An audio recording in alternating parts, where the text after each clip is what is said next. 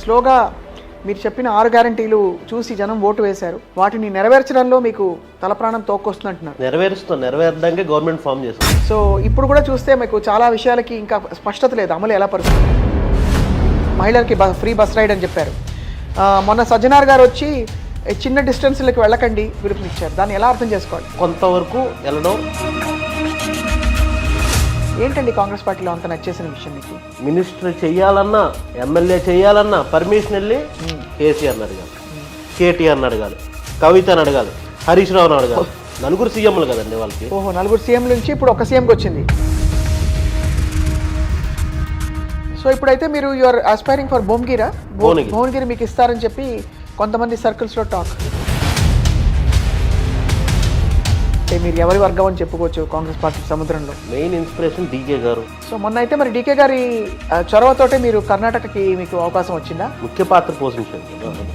ఎవరు తప్పు చేస్తున్నారు, ఎవరు కరెక్ట్ చేస్తారు, ఇంతకుముందు వాళ్ళు చూసే కాంగ్రెస్ పార్టీని ఎంతవరకు చేసింది. బీఆర్ఎస్ పాలన అంత ఫ్యూచరిస్టిక్ గా ఆలోచించి బీఆర్ఎస్ ఎక్కడ ఆలోచించింది మేడం?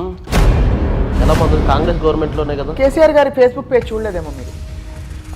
చాలా మంది ఫుడ్ బోర్డింగ్ చేస్తూ వేలాడుతూ ఆందోళన పడుతున్న పోస్టులు. అలా అంతవరకు సరిపోతారండి, ఇంకా అయిపోయింది వాళ్ళు. ఇన్ని కార్లు ఉంటే ఇప్పుడు కొత్త కార్లు ఎందుకు కొన్నారండి? కేసీఆర్ ఫ్యామిలీ తినడానికే జీవిస్తుంది, తిన్నది ఇప్పుడు మొత్తాన్ని కక్కుతారు. మీరు కక్కిస్తారా? చట్టం ఎవరికి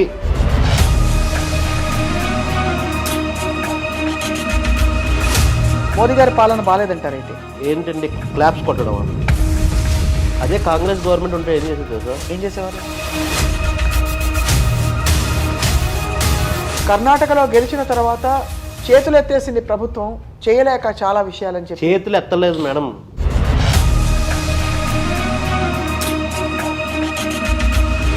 ఈ గత 10 ఏళ్లలో ఒక మాట ఒప్పుకుంటారా తేజ? మేము ఒకటి చెప్పరా మేడం, మేము ప్రతి బడ్జెట్లో మినిమం ఎక్కడున్నారు మేడం? అందరూ సూసైడ్ చేసుకుంటున్నారు. కట్లు ఉండవు. అండ్ ఈ పచ్చదనం ఇలా కొనసాగడానికి కాదు మేము గవర్నమెంట్లోకి వచ్చింది, ఇంకా మంచి చేయడానికి వచ్చింది. అందరికీ నమస్కారం. Welcome to this candid conversation. Telangana రాష్ట్ర ఎన్నికలు ముగిసి కొత్త ప్రభుత్వం ఏర్పాటైంది, చూస్తున్నాం మనం. రాబోయే రోజుల్లో ఇక ఎంపీ ఎలక్షన్స్ కోసం చాలా రాష్ట్రాలు సిద్ధం అవుతున్నాయి. మరి ఈ సమయంలో ఆబ్వియస్లీ ఇప్పుడే ప్రభుత్వం ఏర్పాటు చేసిన కాంగ్రెస్ పార్టీ ముందు చాలా సవాళ్లు ఉన్నాయి తెలంగాణ రాష్ట్రంలో. ఇక ఏపీ ఎలక్షన్స్ కూడా రంగం సిద్ధమవుతోంది.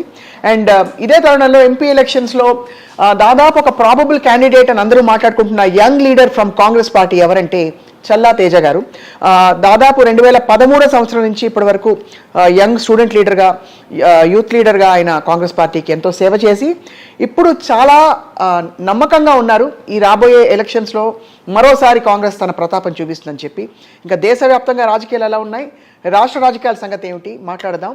వీ హ్యావ్ విత్ అస్ వ్యాపారవేత్త అండ్ మొన్న కర్ణాటక ఎలక్షన్స్లో కూడా చాలా పాటుపడిన చల్లా తేజ గారు మనతోటి. నమస్కారం అండి. నమస్కారం తేజ గారు. ఎలా ఉంది రాష్ట్ర రాజకీయం పరిస్థితి ఇప్పుడు? ఎలా ఉంది? ఆల్ గుడ్ అండి. 20 days అయింది. We are here. You are here. కానీ ముందు ముందు అందరూ అంటుంది ఏంటంటే స్లోగా మీరు చెప్పిన 6 గ్యారంటీలు చూసి జనం ఓటు వేశారు. వాటిని నెరవేర్చడంలో మీకు తలప్రాణం తోక్కొస్తుందంటున్నారు. నెరవేర్చడానికి గవర్నమెంట్ ఫామ్ చేసాం. నెరవేరుస్తాం ఖచ్చితంగా. అంతే అంటారు? You will be successful. అంటే లెక్కలు చూస్తే మాత్రం ఈ గ్యారంటీలకి చాలా బోల్డ్ అంతా ఖర్చు అవుతుంది. ఎక్కడి నుంచి తీసుకొస్తారనే ప్రశ్న ఎలక్షన్స్ ముందు నుంచి విశ్లేషకులు అడుగుతూ వచ్చారు. సో ఇప్పుడు కూడా చూస్తే మీకు చాలా విషయాలకి ఇంకా స్పష్టత లేదు, అమలు ఎలా పరుస్తారని చెప్పి. మా క్యాలిక్యులేషన్స్ మాకు ఉన్నాయి.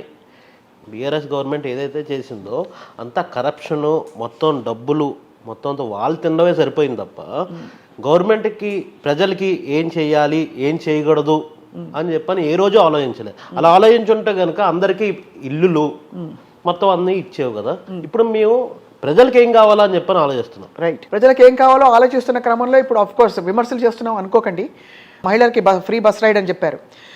మొన్న సజ్జనార్ గారు వచ్చి చిన్న డిస్టెన్స్లకి వెళ్ళకండి పిలుపునిచ్చారు. దాన్ని ఎలా అర్థం చేసుకోవాలి? డిమాండ్ అలా ఉందండి. ఇంట్లో కూర్చున్న లేడీస్ కూడా ఇప్పుడు వర్క్కి వెళ్తున్నారు. ఇంతకుముందు రూరల్ ఏరియాస్